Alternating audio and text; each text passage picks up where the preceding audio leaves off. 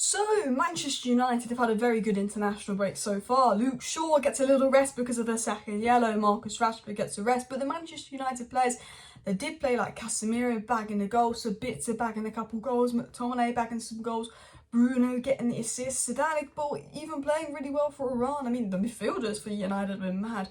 But it's been a successful international break where once again Manchester United players have shone and other players have got rested. Eriksen is in Carrington and he's ready to come back to the United squad after the international break and might be moulded into the team, and he's definitely been a big miss. But Manchester United are looking to sign a midfielder in the summer. It's obvious that Manchester United need one. They actually had talks with midfielders like Aouar and Amrabat in January, but they couldn't get the deal done because reportedly they wanted a buy clause at the end of the midfield loan, which is why they opted for Sabitzer, and maybe they'll make Sabitzer permanent. Sabitzer actually came out today and said he'd like to make a move to United permanent, but personally myself, I like Sabitzer. I think there's a quality player in there. Look what he did for Austria, wow.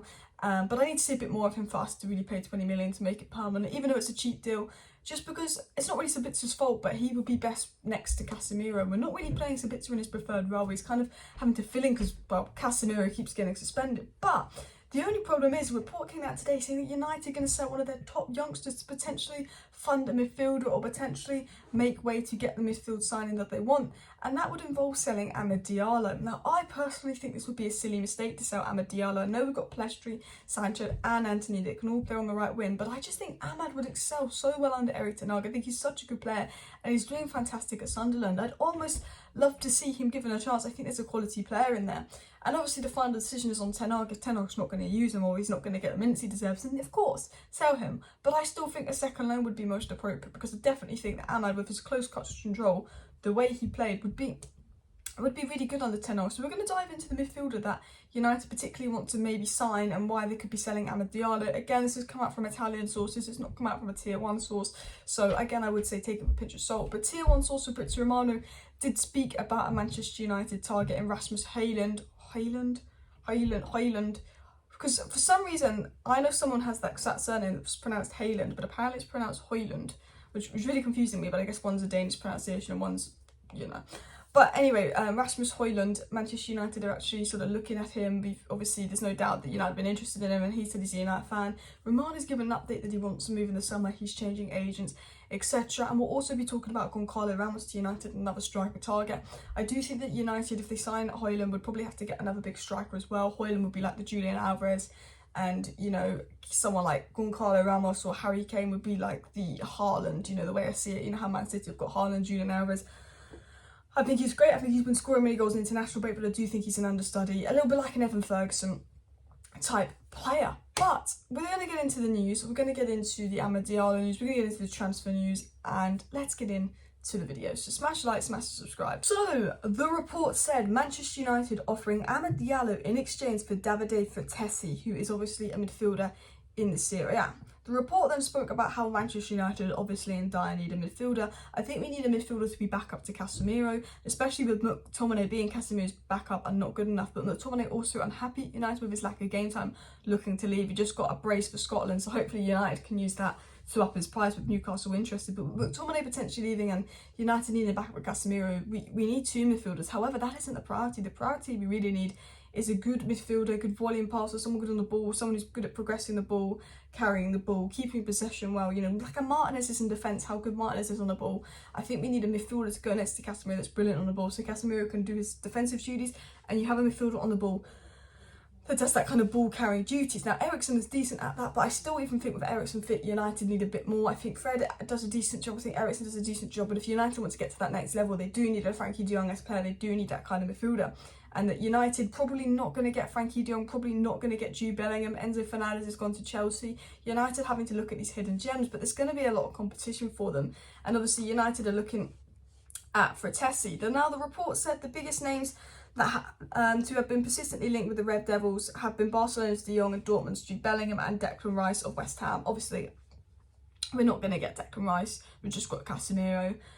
It was also said one of the names that had found a mention in the summer and in January was Italian international David Frattesi, and his name has once again come up, this time via Calcio Mercato Web, which again isn't the best source of information, but this is, you know, this isn't the kind of player I feel like you just fake a story with. I feel like it's the Bellinghams and the De Jongs they fake a story with, rather than like an under the radar name. We also were linked to players like. I think like Sangare, potentially Maxim Kakare a little bit. Maybe Enzo Lafi. I think there's a few underrated players, underrated sort of unknown players United will be linked to. But it was said on this report that in an interesting twist, the Reds are said to be open to allowing Amad Diallo, who is currently out on loan, to join Serie A side to sweeten the blow of losing their star midfielder. This is in order to beat Jose Mourinho's Roma and Juventus to the race of the 23-year-old Sassuolo midfielder, and they are interested, and Sassuolo are interested in winger Diallo, with his Serie A experience, having played for Atalanta, being a perfect addition. So basically, the report is saying that United want this 23-year-old midfielder that is also wanted by a lot of other teams in the Serie A. And United want to make sure they can get this midfielder over Serie A competitors, so they would potentially use the likes of Amad Diallo to basically persuade Sassuolo to sell to them, because Amad Diallo is a fantastic winger. He's doing a fantastic job at Sunderland. He's playing well. He's a very valuable player, and they want a winger, and they looking at him and they really want this player. So the way United see it is, if we've got Anthony Sancho and Pellistri that can play right wing, we don't have that midfield we want. This is one of the midfielders we want, because it's unlikely we're going to get Bellingham and De Jong. Do we trade Amad Diallo in to give us advantage to get this player? Do we pay a bit more cash? I think the decision will come down to Erik ten Hag, and personally myself, I think Amad Diallo is too good to let go of too early. I really do think there's a really good player in Amad Diallo. I rate him highly, and personally I'm against selling Amad Diallo. Personally, I'm just like, look, it's Juventus and Roma we've got to beat. Yes, maybe he wants to stay in Italy, but we're United, we are the biggest club.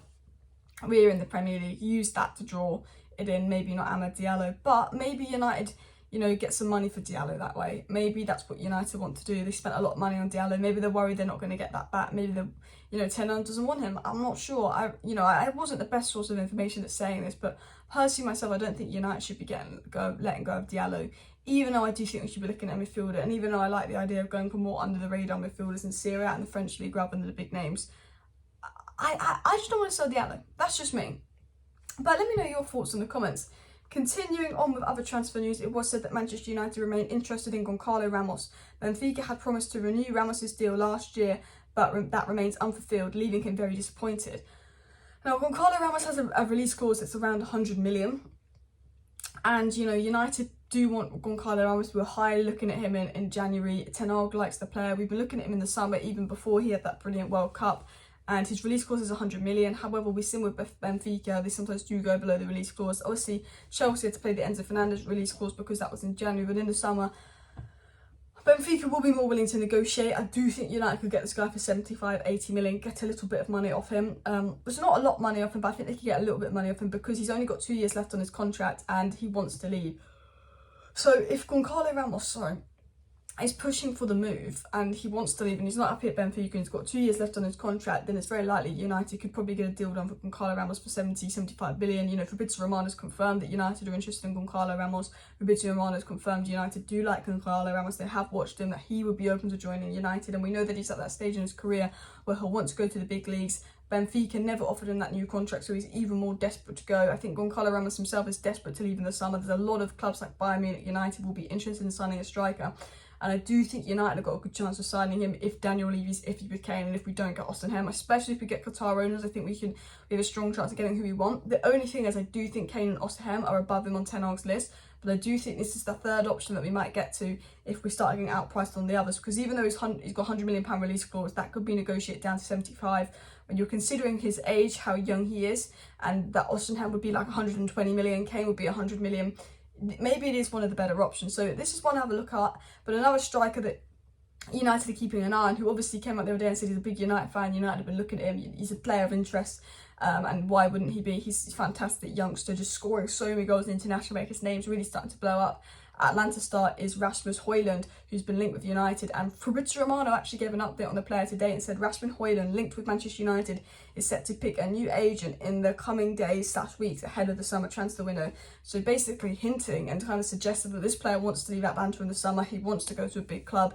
He's sorting out the agent to do that. He obviously came out yesterday and said, oh, Man United's a dream. I loved being linked with United. That's the club I support. So if United is seriously interested in this guy, and we know that they didn't act on it in January, but they did look at him, they did contact him, they did scout him, they have shown interest in this guy. If United are actively interested in this guy in summer, I think he would probably choose it over others, considering he supports United. But the only thing is, I think he's a fantastic player, but I don't think he answers our questions. I think there's certain areas where an understudy like Hojland, or you know, like a young player would be really good. But I think striker, we need that Robin van Persie-esque signing, that Harry Kane-esque player, or that Victor Osimhen-esque player, someone that we know would come in and score boom, boom, boom goals right away. And I don't think he's quite ready for that. I think if you're looking at right backs, or you know, you could go for a young player like Frimpong.